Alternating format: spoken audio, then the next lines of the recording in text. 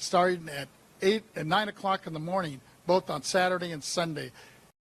We're going to use their satellite campus, which is located on the corner of 11th and Santa Monica Boulevard.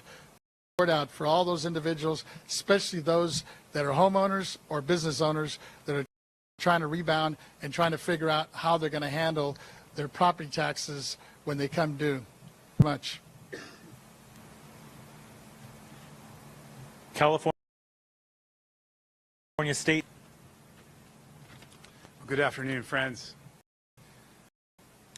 This tragedy has brought out the worst of some of us and the best of so many of us.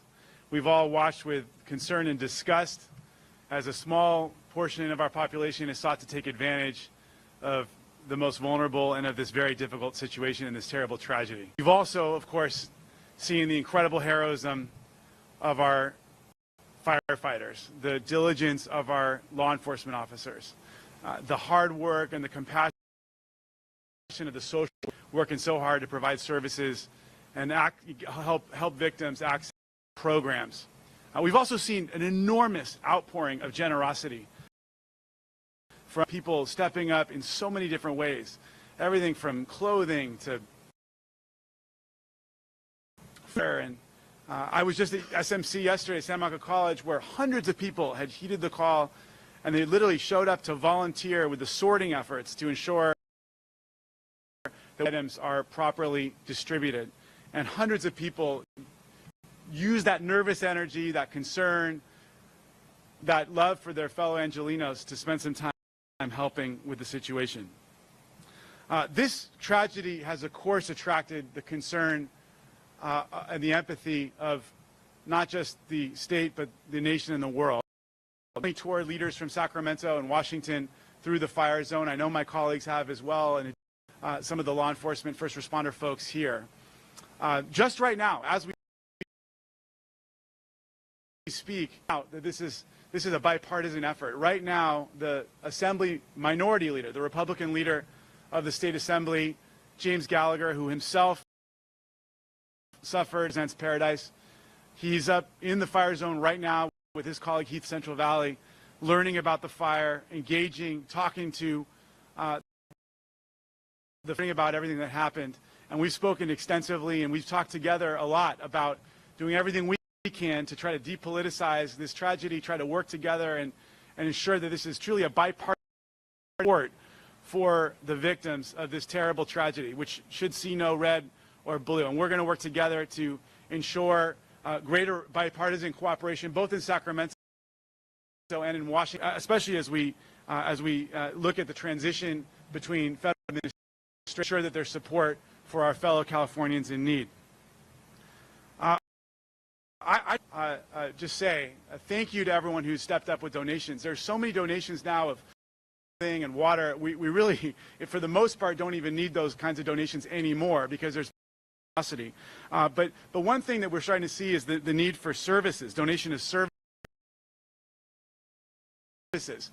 legal, tax, business consulting, housing assistance, substance, anything that could possibly help fill in for the impacted business community and assist these residents.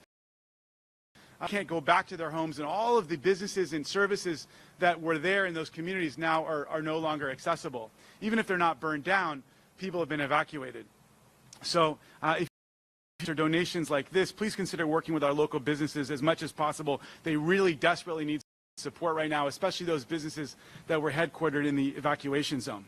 There are so many good things happening. I just want to say, if you are a victim of this terrible, you consider going down to the Disaster Recovery Center over at UCLA Research Park. That's the old,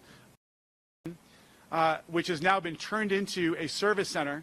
Every agency under the sun is being driven by FEMA, and you can go and file your FEMA claim there of getting support from FEMA. But in the same room, there's unemployment insurance, there's Department of, all the tax issues that can be addressed, the county assessor. Parks actually literally have a place for people to bring their kids, so you can have childcare there while you go take care of all your business before all these different agencies. The DMV is there assisting people with getting new driver's license there that are helping people with death certificates and birth certificates and marriage certificates and titles, all those documents that might have burned in the fire that you're going to need to help you get on with. The center has been established at Pasadena City College, and they're open from 9 a.m. to 8 p.m. every day. It's a one-stop shop. I want to point out the executive order that was signed yesterday that's now going to allow for increased flexibility for students. We know that for those kids that were impacted, for those families whose school situation, this new executive order is going to provide some flexibility. We know people have gotten sent all far and near around the state. I've got friends who are now set up shop in Santa Barbara County or Long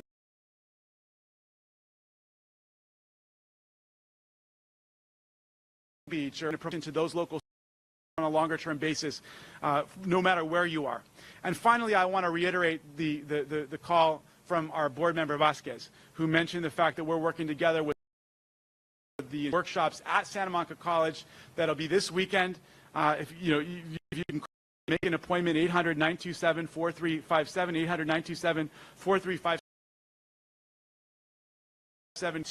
Go down there this weekend and get all your questions answered, file your claims. You're going to be able to look face-to-face with insurers, whether it's from the FAIR Plan or from a private insurer, or the upon hold on some 1-800 number.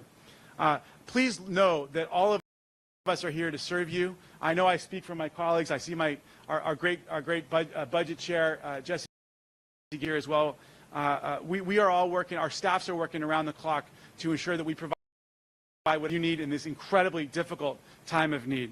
So thank you, everyone, and again, to our hardworking and heroic firefighters and first responders that have been fighting this fire. It is amazing how much progress they've made. We're nervous about these wind conditions, but right now, smoke flames in the Palisades fire. Of course, they're smoldering, and they're going to be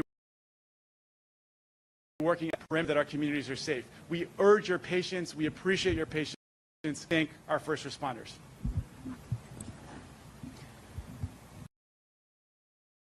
California, Jesse. Good afternoon, everybody. Jesse Gabriel, San Fernando Valley in the California legislature. And let me just echo Senator Allen's comments. We can't firefighters, incredible law enforcement, first responders, those of us in the valley, and you guys have done to hold the line at Mulholland, everything you've done to keep those of us who are evacuated. People are outside of their homes, so thank you. I want to speak for a moment just to the folks in the San Fernando Valley, and particularly in Encino, who are still under mandatory evacuation orders. I'm a mandatory evacuation owner. I know folks are eager to get back to their homes. I am eager to get back in my home. They're eager to get back to some sense of normalcy. And I know that it has been a challenging moment. I know that it was difficult to gather your kids and your belongings and your pet at night and to be gone, and that there's been a lot of stress and a lot of fatigue. And we are working, and I can assure you, I've spoken with law enforcement and CAL FIRE folks. They are working diligently to handle this and to make sure that people can get back into their homes as soon as possible and as soon as it is safe to do so. On that topic, I want to invite people to join the Encino Property Owners Association is doing a Zoom for Encino residents. There'll be an opportunity to speak with fire, with local there as well, to talk about the particular needs of our Encino community. And if you can call my Encino office at 818-380-2460. Again, that is 818-380-2460. Information about how you can join that Zoom. And thank you to Rob Glushon and all the folks at the Encino Nation for convening that. You can also call our district office if you can help with anything else that has been impacted by the Palisades fire. We work for you. Let me say one more thing in my capacity as chair of the Budget Committee, as Senator Allen, in close collaboration with the governor to prepare legislation, immediate relief, billions of dollars in immediate relief and recovery for folks here. Fires, we're going to have hearings on them next week. We anticipate passing legislation this month to make sure that those resources and dollars are coming down to California to help people recover and rebuild from this devastating fire. And I want to thank my colleague, Assemblywoman Jackie Irwin, who represents the Palisades. I know she's meeting with a lot of her and Assemblymember Harbedian who's been impacted by the Eaton fire. They are working to make sure that the voices of these impacted communities are part of that process. So as we deliver state by those communities that have been impacted. Let me also thank the state who have come down. I want to echo what Senator Allen said about this being a bipartisan response. Support from colleagues, Democrats, Republicans across the state who have come together. Natural disasters, wildfires, these are not partisan issues. We are all Californians. We are in this together, and that's how we're going to rebuild. And so I want to thank both my Republican and Democratic colleagues who've come down. Who's a member of our legislature from the Central Valley, who's also a practicing physician who's down here. I can tell you when I was driving down Highway 5 on Tuesday from Sacramento trying to get back, we had engines state from every corner of the state, folks who got on the road immediately and came down here to help. Again, we understand that this is a tense moment. We understand folks want to go home, but tonight, and we can share more information. Thank you, everybody, and thank you again to our first responders. Acting City Manager for the City of Malibu. Hi, Joe Tony. I want to make sure that we're listening to our residents and providing as much guidance as possible. All scheduled for next Tuesday, January 21st, 6 p.m. at Malibu High School. My colleagues have mentioned and was so eloquently stated by Senator Allen. There's at UCLA Research Park at 10850 West Pico. Do not hesitate to go there to get immediate assistance. Also, still a temporary flight restriction over the fire area. There are no drones allowed, including flights for damage assessments. This actually impedes the work that our public safety partners are doing to try to for residents to return. So please do not have any drones flying over the air. Our partners at SoCal Gas are trying to restore the gas as quickly as possible to homes. And the first tranche of homes, so far they've gotten to just about 1,300, but they do have more than 13,000 within the fire-affected area, so they have a long way.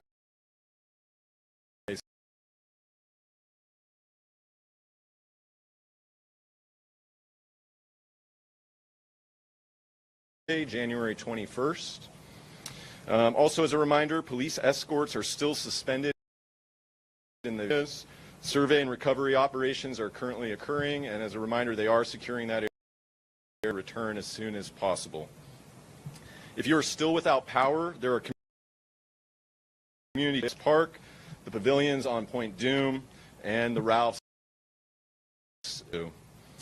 Also, I'd like to thank our partner cities, Calabasas, Westo, and now Pepperdine University, who have allowed us to continue our Emergency Operations Center to support our community in this time of need as we quickly try to respond to the disaster transitioning to recovery.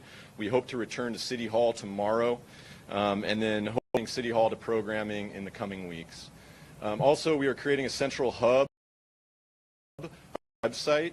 So if you need access to immediate information or recovery resources, city.org/Palisades Fire. Thank you.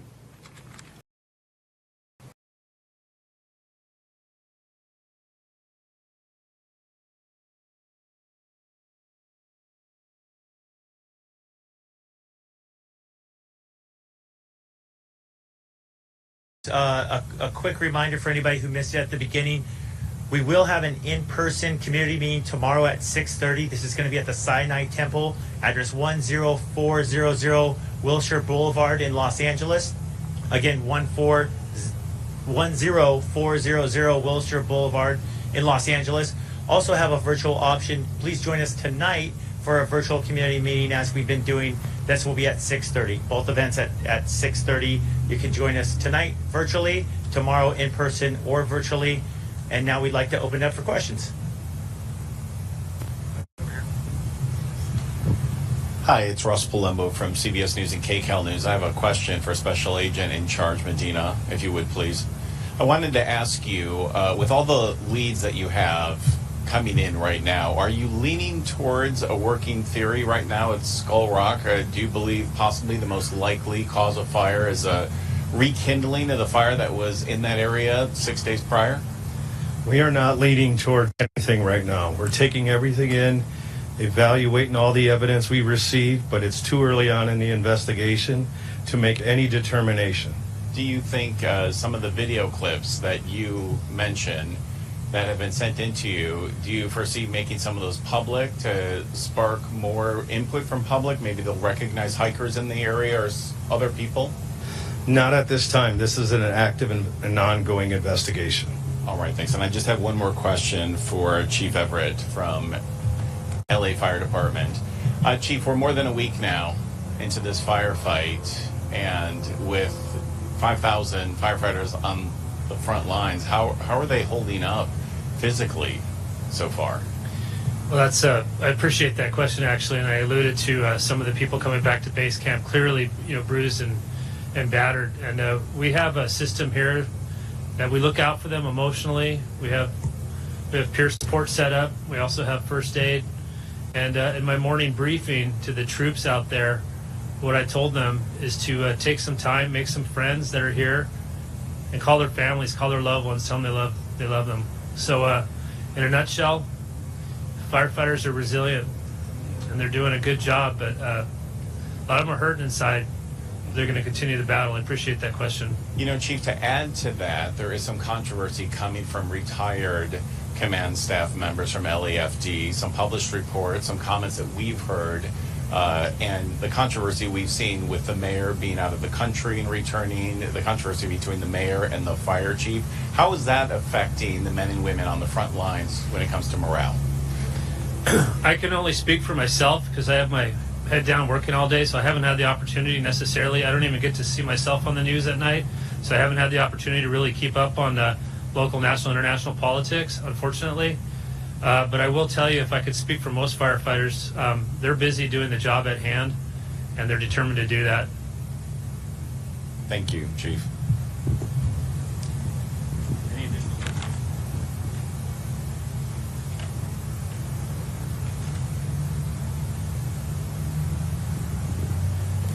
That concludes our briefing event. Thank you very much for attending.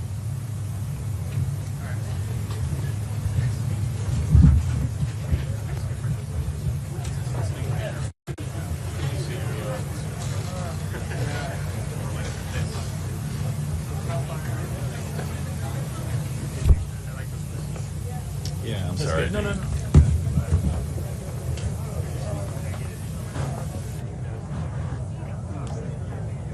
华人看世界尽在华人资讯网好视频。